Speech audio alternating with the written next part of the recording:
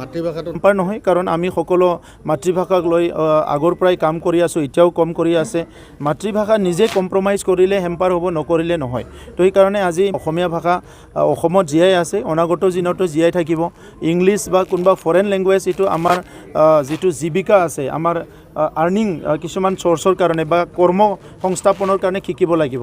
মাতৃভাষাটোতো আমাৰ নিজৰে হয়, সেইটোতো আমি জন্মগ্ৰহণ কৰি উঠি ফাৰ্ষ্ট আমি শিকিব লাগিব মাতৃভাষা। গ'ল ইয়াৰ পিছত দীঘলীয়া এটা বড়ো সংগ্ৰাম, বিভিন্ন ঘাট প্ৰতিঘাত সংঘাতৰ কথাবিলাক চিন্তা কৰি আমাৰ নতুন গভৰ্ণমেণ্ট অহাৰ পিছত আমি চিন্তা কৰিছোঁ যে এই বড়োলেণ্ড অঞ্চলৰ ৩৫ লক্ষ জনসাধাৰণত কেনেকৈ আগুৱাই লৈ যাব পাৰিম, ইয়াত স্থায়ীভাৱে শান্তি কেনেকৈ স্থাপন কৰিম আৰু সাময়িকভাৱে যিটো মানৱ সম্পদ উন্নয়নৰ কামটো আমি ক'ৰ পৰা আৰম্ভ কৰিম। চ' এই কথাবিলাক চিন্তা কৰি আমি নলেজ ফেষ্টিভেল পাতিছিলোঁ, ইণ্টাৰনেশ্যনেল নলেজ ফেষ্টিভেল, আৰু তাত বহুতখিনি ইউনিভাৰ্চিটিক আমি আমন্ত্ৰণ জনাইছিলোঁ, বহুতখিনি ফৰেন ইউনিভাৰ্চিটিৰ ফেকাল্টিসকলকো আমন্ত্ৰণ জনাইছিলোঁ আৰু তেখেতসকল চবেই আহিছিলে। আৰু তাত আমাৰ এটা 3 দিনীয়া বহুত ভাল চৰ্চা হৈছে বিভিন্ন বিষয়ৰ ওপৰত, লাইভলিহুডৰ ওপৰত, পিচৰ ওপৰত, ইকনমিক ডেভেলপমেণ্টৰ ওপৰত, ইণ্ডাষ্ট্ৰিয়েলাইজেশ্যনৰ ওপৰত, আমাৰ জেণ্ডাৰ জাষ্টিছৰ ওপৰত, ক্লাইমেট চেঞ্জৰ ওপৰত, আৰু তাত কিছুমান সিদ্ধান্ত লোৱা হৈছে। এই সিদ্ধান্তবিলাক আমি এতিয়া লাহে লাহেকৈ ইমপ্লিমেণ্ট কৰিছোঁ। আৰু সেই নলেজ ফেষ্টিভেলতে তেজপুৰ ইউনিভাৰ্চিটিৰ তৰফৰ পৰা ইয়াত এখন বড'ফা উপেন্দ্ৰনাথ ব্ৰহ্মৰ নামত এখন চেয়াৰ ঘোষণা কৰিছিলে, আৰু সেই চেয়াৰটো আজি MOU চাইন কৰি ফাইনেলি সেইটো মানে প্ৰক্ৰিয়া আৰম্ভ কৰিলে। আৰু ইতিমধ্যে ভাইচ চেঞ্চেলৰ ডাঙৰীয়াই কৈছে ইয়াৰ কাৰণে টেকনিকেল যিবিলাক কাম আছে ইউনিভাৰ্চিটিত এইটো অলৰেডি সম্পূৰ্ণ কৰিলে। আৰু বড'ফা উপেন্দ্ৰনাথ ব্ৰহ্মৰ নামত তেজপুৰ ইউনিভাৰ্চিটিৰ যিটো চেয়াৰ আছে ইয়াৰ দ্বাৰা বিভিন্ন এক্টিভিটি আৰম্ভ হ'ব।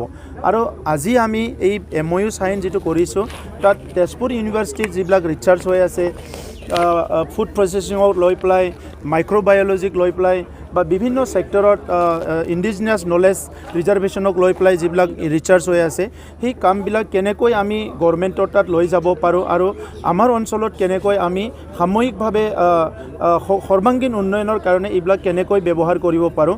কাৰণ এতিয়া আপোনালোকে সকলোৱে জানে যিটো নেকি SDG ছাষ্টেইনেবল ডেভেলপমেণ্ট গ'লৰ এটা মিছন লৈ পেলাই গোটেই বিশ্বখন আগুৱাই আছে। এইখিনি সময়ত আমাৰ চৰকাৰে কেতিয়াও ৰিচাৰ্চ নকৰে, ইউনিভাৰ্চিটিবিলাকে ৰিচাৰ্চ কৰে। চ' সেইকাৰণে আজি ইউনিভাৰ্চিটিৰ লগত আমি MOU চাইন কৰিছোঁ।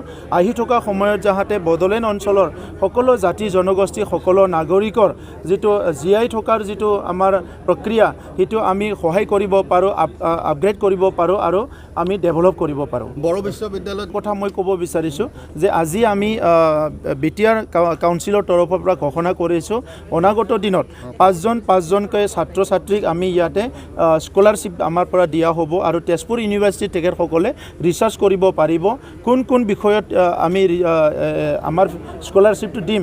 এইটো আমি বিশ্ববিদ্যালয় আৰু আমাৰ চৰকাৰ লগ লাগি আলোচনা কৰি আমি সিদ্ধান্ত ল'ম। বড়ো বিশ্ববিদ্যালয়ত ইংৰাজী মাধ্যম বুলি কথা কোৱা নাই। বড়োলেণ্ড বিশ্ববিদ্যালয়টো যিখিনি ছাবজেক্ট পঢ়াই আছে তেখেতসকলে পঢ়াই আছে, তেজপুৰ ইউনিভাৰ্চিটিও পঢ়াই আছে। এতিয়া আমি লাহেকৈ ইউনিভাৰ্চিটিবিলাকৰ মাজত এক্সচেঞ্জ প্ৰগ্ৰাম সেইটো বেছিকৈ কৰিব লাগিব, ষ্টুডেণ্টবিলাকৰ এক্সপ'জাৰটো দিব লাগিব। কাৰণ এটা এনভাইৰনমেণ্টত, এটা পৰিৱেশত থাকি ছাত্ৰ ছাত্ৰীয়ে জ্ঞান তেখেতসকলে লয় বা নলেজ লয়, সেইটো মানে গোটেই গ্ল'বেল এতিয়া যিটো পৰিৱেশ, গোটেই বিশ্বায়নৰ যিটো পৰিৱেশ, ইয়াত যদি এক্সপ'জাৰ নলয়, ইয়াত যদি নলেজ এক্সচেঞ্জ নকৰে, তেনেহ'লে এটা কনফাইনমেণ্টত ৰৈ যায়। সেইকাৰণে not only Tezpur university, Bodoland অঞ্চলৰ ছাত্ৰ ছাত্ৰীৰ কাৰণে আমি বিভিন্ন ইউনিভাৰ্চিটি, টাইৱানৰ লগত, ছিংগাপুৰৰ লগত, বিভিন্ন লগত মানে এক্সচেঞ্জ প্ৰগ্ৰামবিলাক কৰিবলৈ এতিয়া লাহে লাহেকৈ সিদ্ধান্ত লৈ আছোঁ।